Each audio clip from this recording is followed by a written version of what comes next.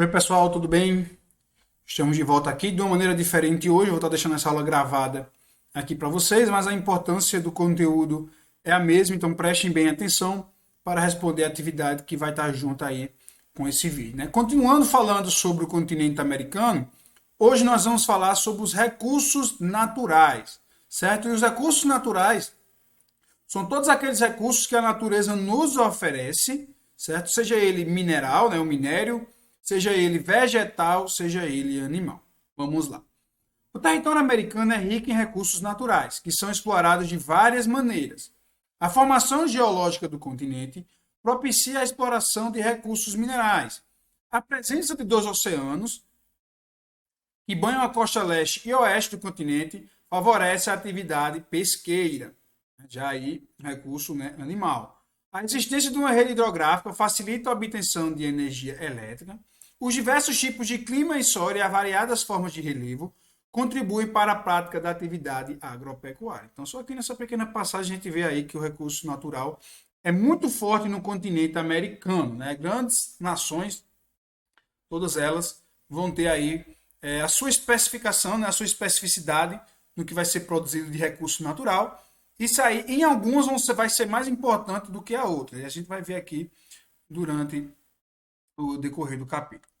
A biodiversidade das formações vegetais da América também é aproveitada pelas indústrias, como a de medicamentos e cosméticos, no desenvolvimento de vários produtos. Então, a gente está falando aqui, né, de um recurso vegetal, certo? Produtos como, por exemplo, a carnaúba, o babaçu, são utilizados aí por indústrias de cosméticos para fazer cremes, óleos, né, principalmente utilizado por mulheres, né, que têm maior vaidade. Já as jazidas minerais e de combustíveis fósseis exploradas na América encontram-se espalhadas pelo continente, em uma área costeira com importantes jazidas pesqueiras. Tá? Então a gente está falando aqui de combustíveis fósseis e eles são muito importantes ali na região da Bolívia, né, que é um grande exportador de gás natural. A gente fala aqui também da Venezuela, que é o maior exportador de petróleo aqui da América Latina. Então esses países eles têm aí nesses recursos naturais a sua principal fonte de renda. Na América anglo-saxônica, nos Estados Unidos e Canadá, a presença de jazidas, principalmente de petróleo, carvão, ferro, urânio e gás natural, associada à disponibilidade de capitais, possibilitou o desenvolvimento de uma grande e diversificada quantidade de indústrias. Nos Estados Unidos, emprega as modernas técnicas para a extração de minérios. Nesse país, as leis ambientais controlam a produção das empresas por meio de fiscalização rigorosa e aplicação de multas aos infratores de leis ambientais. Então, a gente está falando aqui de dois países, tá, que exploram muito minério, que serve aí de recurso natural para suas indústrias. Eles próprios têm as indústrias que vão produzir aqueles recursos naturais que eles exploram. Diferentemente de países como o Brasil, países como a Argentina, que têm esses recursos naturais, mas têm que exportar esses recursos naturais por um valor mais baixo para os outros países, que vão pegar esses recursos naturais, transformar num produto mais elaborado e vender, consequentemente, por um valor maior, lucrando cada vez mais. Ou seja, para um país ser rico, desenvolvido, ele tem que ser industrializado. Porém, essas leis, né, ambientais que protegem, muitas vezes elas não são cumpridas. Para escapar desse tipo de fiscalização e, consequentemente, obter mais lucro, várias empresas mineradoras, né, dos Estados Unidos e do Canadá, eles vêm para a América Latina, onde encontram grandes recursos naturais e leis mais brandas contra a exploração predatória e também, consequentemente, mão de obra barata. Nessas áreas, em muitos casos, as condições de trabalho são precárias e os direitos dos trabalhadores não são respeitados. Ah, professor, então por que esses países aqui da América Latina permitem, certo, que essas empresas venham de fora e se instalem aqui? Porque muitas vezes eles não têm essa tecnologia para explorar.